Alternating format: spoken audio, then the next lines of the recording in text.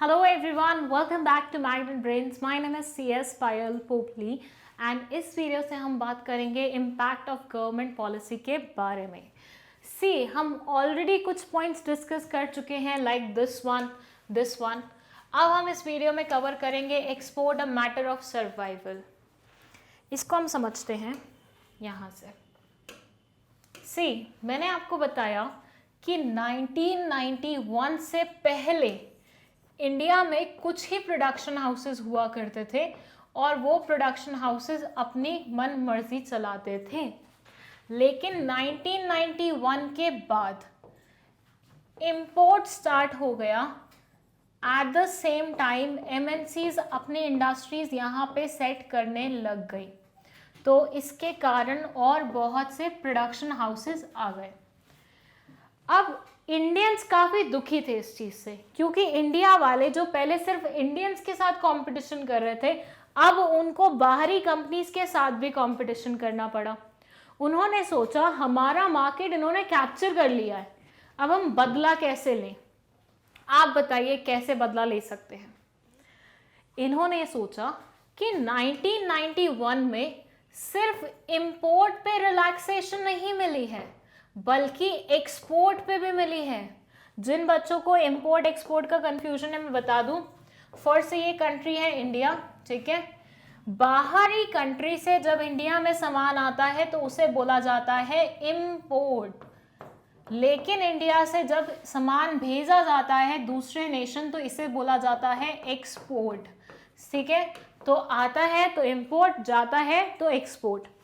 So government ने जब 1991 के रिफॉर्म्स लाए तो लोगों ने सोचा यार जब हमारे नेशन में लोग आ रहे हैं, कंपनीज लगा रहे हैं, सामान लेके आ रहे हैं, इंपोर्ट्स बढ़ा रहे हैं, तो ये तो हमें कंपटीशन दे रहे हैं, क्यों ना हम इनके साथ रिवेंज लें, मतलब हम बदला लें.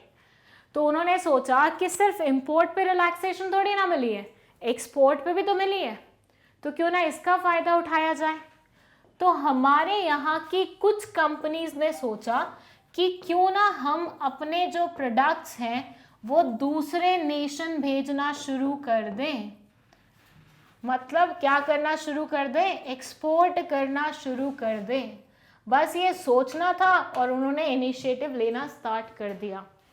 अब देखिए, जब भी कंट्री से एक्सपोर्ट्स होते हैं तो कंट्री को फॉरेन एक्सचेंज मिलता है.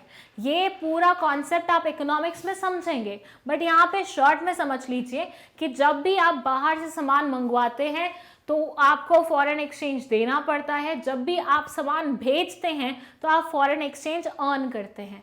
तो यहाँ पे फॉरेन एक्सचेंज मिल रहा था, गवर्नमेंट भी खुश हो गई. गवर्नमेंट ने बोला हाँ बेटा बिल्कुल करो, तुम एक्सपोर्ट्स करो, कोई दिक्कत नहीं है. गवर्नमेंट ने आपकी इतनी भी मदद कर दी कि उन्होंने SEZ की कॉन्सेप्ट ले आए, स्पेशल इकोनॉमिक जोन्स की कॉन्सेप्ट ले आए. एक ऐसा कंसोलिडेटेड एरिया जहां पे जो भी प्रोड्यूस होगा वो कहाँ जाएगा, बाहरी देश में जाएगा. तो गवर्नमेंट ने अपनी तरफ से फुल ऑन मदद की और यहाँ से हमारी एक्सपोर्ट की कहानी शुरू हो गई. यहाँ समझाती हूँ मैं आपको. ये बोलते हैं The Indian businessman was facing global competition and the trade policy made the external trade very liberal. मतलब ट्रेड पॉलिसी हमारी इस तरह से चेंज हुई कि हमारे यहाँ पे बहुत सारे इंपोर्ट आने लग गए, बहुत ही लिबरल हो गई थी चीज़ें. As a result to earn more foreign exchange, अब आपको फॉरेन एक्सचेंज कमाना था. Many Indian companies joined the export business and got lot of success in that. बहुत सारे इंडियन कंपनीज ने एक्सपोर्ट वाला जरिया अपनाया और काफ़ी उनको सफलता भी मिली इस चीज़ में.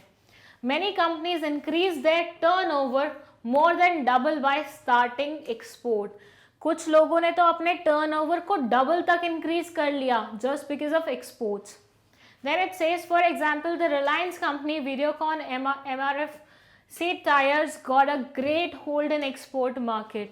ये कुछ इंडस्ट्रीज के नाम लिखे हुए हैं जिन्होंने एक्सपोर्ट से बहुत ज़्यादा कमाया.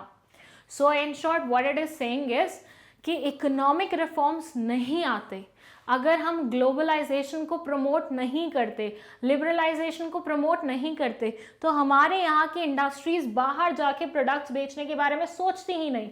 और जब वो ऐसा सोचती ही नहीं तो उसको इतना टर्नओवर भी नहीं मिलता, उसको इतना प्रॉफिट भी नहीं मिलता, वो इंडस्ट्रीज डबल से चौबल नहीं हो पाती।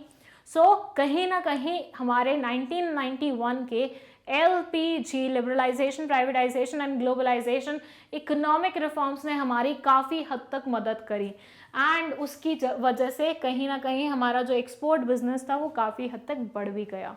सो this is another impact of हमारी government policy on Indian economy. 2-4 impact और बचे हैं जो हमारी अपकमिंग वीडियोस में कवर होंगे, एंड सारे ही इम्पैक्ट्स पढ़ने ज़रूरी हैं, कोई भी स्किप नहीं करना है आपको। इसके अलावा कोई भी डाउट है कमेंट सेक्शन में पूछ सकते हैं। विद दैट, अगर आपको कोई भी कंफ्यूजन हो रही है किसी भी चैप्टर में, किसी भी टॉपिक में, बिजनेस स्टडीज़ के 11th एंड 12th में, तो मैग्नेट ब्रेन्स पे अलग से 2 प्लेलिस्ट बनी हुई हैं 11th 12th की, वहाँ पे सीक्वेंस वाइज सारी वीडियोस अवेलेबल हैं, आप इजीली एक्सेस कर सकते हैं, देख सकते हैं।